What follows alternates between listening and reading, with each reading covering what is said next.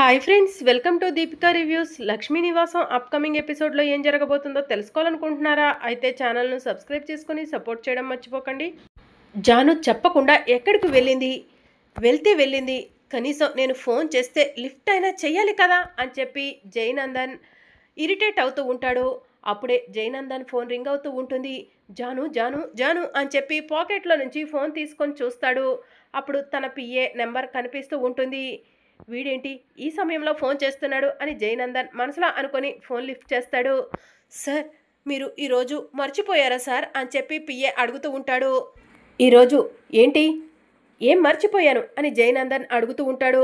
Sir, మీరే గుర్తు చేసుకోండి సార్, బాగా గుర్తు చేసుకుంటే గుర్తుకు వస్తుంది సార్ అని చెప్పి పిఏ అంటాడు.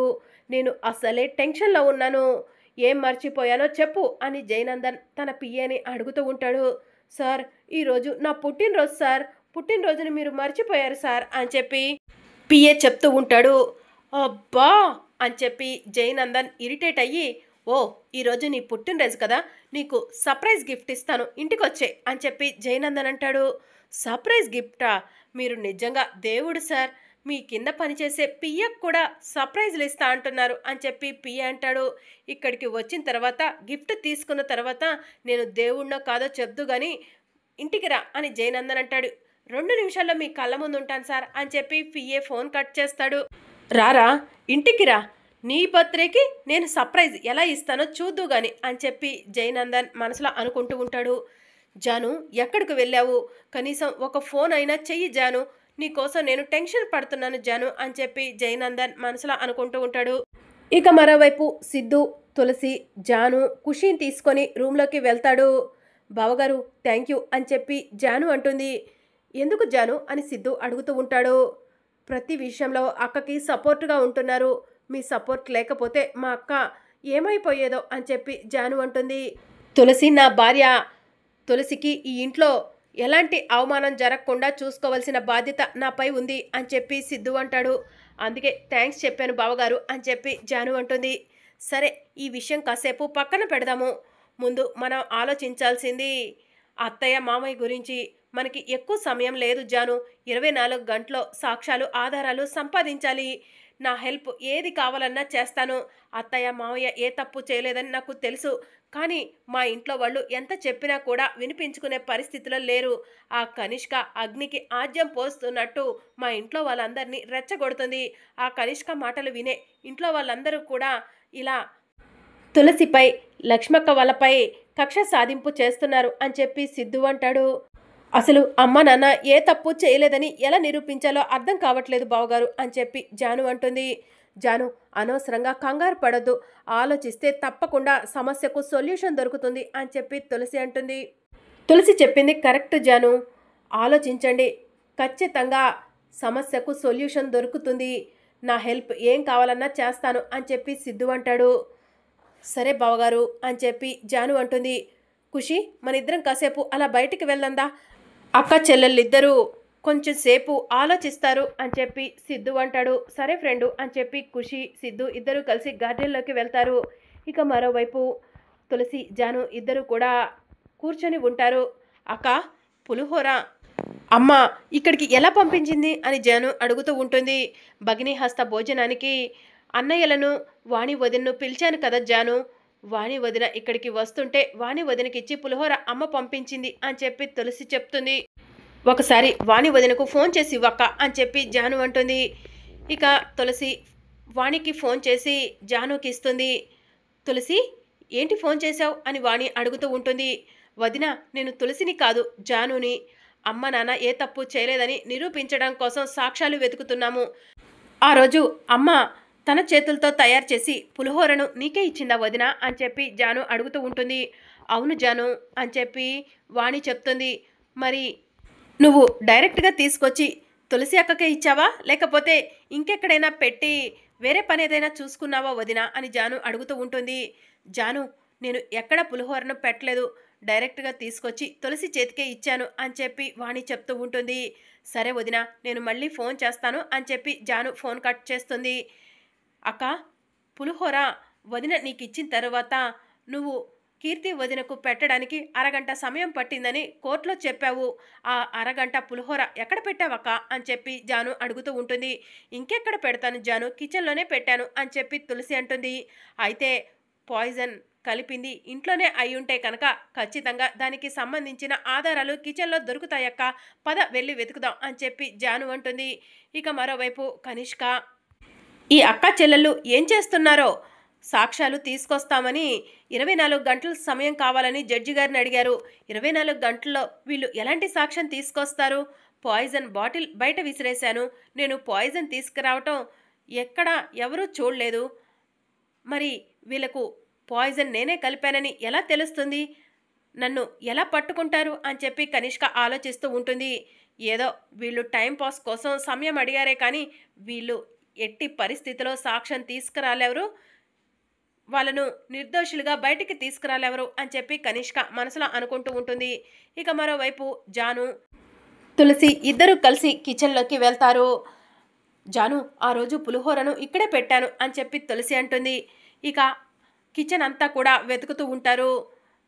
జాను, ఎక్కడ ఎలాంటి ఆధారం దొరకలేదు అని చెప్పి తులసి అంటుంది.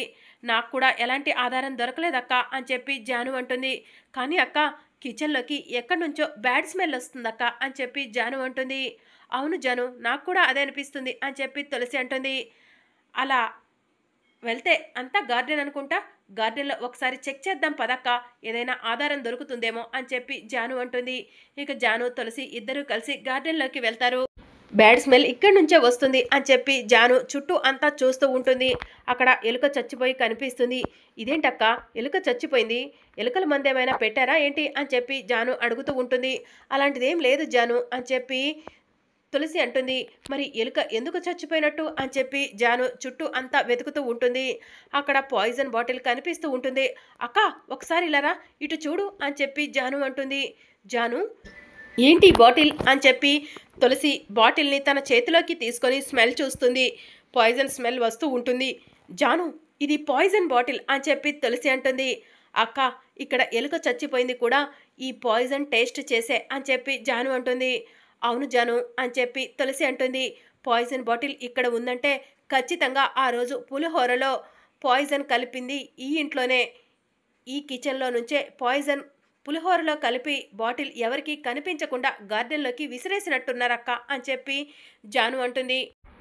అవును జాను అని చెప్పి తులసి అంటుంది. కానీ ఈ బాటిల్ని ఎవరు తీసుకొచ్చారు, ఎక్కడి నుంచి తీసుకొచ్చారు, ఎలా తెలుస్తుంది జాను అని చెప్పి తులసి అడుగుతూ ఉంటుంది.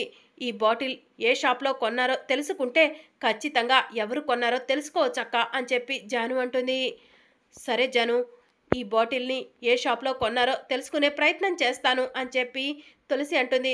అక్క, ఎవరు బాటిల్ కొన్నారో తెలుసుకుంటేనే అమ్మా నాన్నలను నిర్దోషులుగా బయటికి తీసుకురాగలం, త్వరగా వెళ్దాం పదక్క అని చెప్పి జాను అంటుంది. అప్పుడే సిద్ధు ఎదురుగా వచ్చి, జాను, ఏదైనా సాక్ష్యం దొరికిందా అని చెప్పి అడుగుతూ ఉంటాడు. అవును బావగారు, సాక్ష్యం దొరికింది అని చెప్పి జాను అంటుంది. ఏ సాక్ష్యం దొరికింది అని చెప్పి సిద్ధు అడుగుతూ ఉంటాడు. ఇక జాను అటు ఇటు చూస్తూ ఉంటుంది. ఎవరు లేరు జాను, చూపించు, ఏం సాక్ష్యం దొరికింది అని చెప్పి సిద్ధు అడుగుతూ ఉంటాడు. ఇలా చూడండి, పాయిజన్ బాటిల్ గార్డెన్లో దొరికింది. ఈ బాటిల్ ఏ షాప్లో కొన్నారో తెలుసుకుంటే ఖచ్చితంగా ఎవరు కొన్నారో తెలుసుకోవచ్చు అని చెప్పి జాను అంటుంది. అందుకే ఈ బాటిల్ తీసుకొని షాప్స్కి వెళ్తాము, ఏ షాప్లో ఈ బాటిల్ కొన్నారో తెలుసుకుంటాం బావగారు అని చెప్పి జాను అంటుంది. జాను, నువ్వు ఇంటి దగ్గర జైకి చెప్పొచ్చావా అని సిద్ధు అడుగుతూ ఉంటాడు. అయ్యో మర్చిపోయాను, జై సార్ ఇప్పటికే ఇంటికి వచ్చి ఉంటారు, కంగారు పడుతూ ఉంటారు అని చెప్పి జాను అంటుంది. జాను, నువ్వు వెళ్ళు, నేను తులసి ఇద్దరం కలిసి ఈ బాటిల్ ఏ షాప్లో కొన్నారో ఎవరు కొన్నారో తెలుసుకుంటాము అని చెప్పి సిద్ధు అంటాడు. అవును జాను, నువ్వు వెళ్ళు, మేము ప్రయత్నం చేస్తాము, రేపు ఉదయం కల్లా సాక్ష్యం సంపాదిస్తాము అని చెప్పి తులసి అంటుంది. సరే అక్క, జాగ్రత్త అని చెప్పి జాను అక్కడి నుంచి వెళ్ళిపోతుంది. సిద్ధు గారు, పదండి, త్వరగా మనం షాప్స్కి వెళ్ళాలి అని చెప్పి తులసి అంటుంది. ఖుషి, నువ్వు వెళ్ళి పడుకోమ్మా, నేను కాసేపట్లో వస్తాను అని చెప్పి తులసి అంటుంది. సరే తులసి అని చెప్పి ఖుషి రూమ్లోకి వెళ్ళిపోతుంది. ఇక తులసి సిద్ధు ఇద్దరూ కలిసి వాళ్ళ ఏరియాలో ఉన్న అన్ని మెడికల్ షాపులకు వెళ్తూ ఉంటారు. పాయిజన్ బాటిల్ చూపించి, ఇది మీ షాప్లో దొరుకుతుందా అని చెప్పి అడుగుతూ ఉంటారు. దొరకదు అని చెప్పి షాప్ వాళ్ళు చెప్తూ ఉంటారు. ఇక అలా సిద్ధు తులసి ఇద్దరూ కలిసి వాళ్ళ ఏరియాలో ఉన్న చాలా షాపులు వెతుకుతూ ఉంటారు. అన్ని షాపుల్లో కూడా మేము ఇలాంటి బాటిల్స్ అమ్మము అని చెప్పి చెప్తూ ఉంటారు. ఆధారం దొరికింది. ఎలాగైనా సరే దోషులను పట్టుకోవచ్చు అనుకున్నాను. కానీ ఎన్ని మెడికల్ షాపులు తిరిగినా కూడా ఇలాంటి బాటిల్స్ అమ్మమనే చెప్తున్నారు. ఏం చేయాలో అర్థం కావట్లేదు అని తులసి సిద్ధుతో చెప్తూ ఉంటుంది. కంగారు పడకు తులసి, నిదానమే ప్రధానం. ఇప్పుడు మనం వెతికిన షాప్స్‌లో రాత్రి సమయం కాబట్టి చాలా షాప్స్ క్లోజ్ అయి ఉన్నాయి. రేపు ఉదయం వస్తే ఖచ్చితంగా ఏ షాప్‌లో ఈ బాటిల్స్ దొరుకుతాయో తెలుస్తుంది అని చెప్పి సిద్ధు అంటాడు. కానీ ఎక్కువ సమయం లేదు కదా! రేపు 10 గంటలకల్లా అమ్మా నాన్నలను కోర్టుకు తీసుకెళ్తారు కదా అని చెప్పి తులసి అంటుంది. దేవుడి పైన భారం వేద్దాము. లక్ష్మక్క, మావయ్య ఏ తప్పు చేయలేదని మనం అందరం నమ్ముతున్నాము. ఆ దేవుడికి కూడా ఆ విషయం తెలుసు. ఆ దేవుడే వాళ్ళని కాపాడుతాడు. పద తులసి ఇంటికి వెళ్దాం అని చెప్పి సిద్ధు అంటాడు. ఇక సిద్ధు తులసి ఇద్దరు కలిసి ఇంటికి వస్తారు. బసవరాజు కుటుంబం అంతా కూడా హాల్లోనే కూర్చొని ఉంటారు. ఏంటి తిరిగి తిరిగి చెప్పులు అరిగిపోయాయా? సాక్ష్యం దొరకలేదా? రేపు ఎట్టి పరిస్థితిలో మీ అమ్మ నాన్నలకు ఉరిశిక్ష పడుతుంది తులసి అని చెప్పి బసవరాజు అంటాడు. వాళ్ళకి ఉరిశిక్ష పడకుండా నేను కాపాడుతాను నానా అని చెప్పి సిద్ధు అంటాడు. పిచ్చి పట్టిందారా సిద్ధు? నీ చెల్లెలను చంపాలని చూసిన వాళ్లకు నువ్వు సపోర్ట్ చేస్తున్నావు అని చెప్పి బసవరాజు అంటాడు. వాళ్ళు అలాంటి వాళ్ళు కాదు. వాళ్ళు ఏ తప్పు చేయలేదని నేను నమ్ముతున్నాను. అందుకే వాళ్ళకు శిక్ష పడకుండా నేను కాపాడుతాను అని చెప్పి సిద్ధు అంటాడు. మీరు ఎంత కష్టపడ్డా సాక్ష్యం దొరకదు తులసి అని చెప్పి కనిష్క మనసులో అనుకుంటూ ఉంటుంది. ఇక మరోవైపు తులసి వాళ్ళు బెడ్రూమ్కి వెళ్తారు. ఇక సిద్ధు తులసి కూడా పడుకుంటారు. తులసికి నిద్ర పట్టక టెన్షన్తో లేచి కూర్చుంటుంది. తులసి టెన్షన్ పడకు, పడుకో, ఉదయమే తప్పకుండా సాక్ష్యం దొరుకుతుంది అని చెప్పి సిద్ధు అంటాడు. ఇక తులసి అలానే టెన్షన్ పడుతూ నిద్రలోకి జారుకుంటుంది. మార్నింగ్ అవుతుంది. ఏమండి త్వరగా రండండి, కోర్టుకు వెళ్ళాలి, ఏదో ఒకలా సాక్ష్యం తీసుకొద్దామండి అని చెప్పి తులసి అంటుంది. ఇంత ఉదయాన్నే షాప్స్ తీయరు తులసి అని చెప్పి సిద్ధు అంటాడు. మీరు నిజంగా మా అమ్మ నాన్నలను విడిపించాలని అనుకుంటున్నారా? కావాలని మీరు టైం అంతా రాత్రి వేస్ట్ చేశారు అని చెప్పి తులసి అంటుంది. ప్లీజ్ తులసి, నన్ను మిస్అండర్స్టాండ్ చేసుకోకు.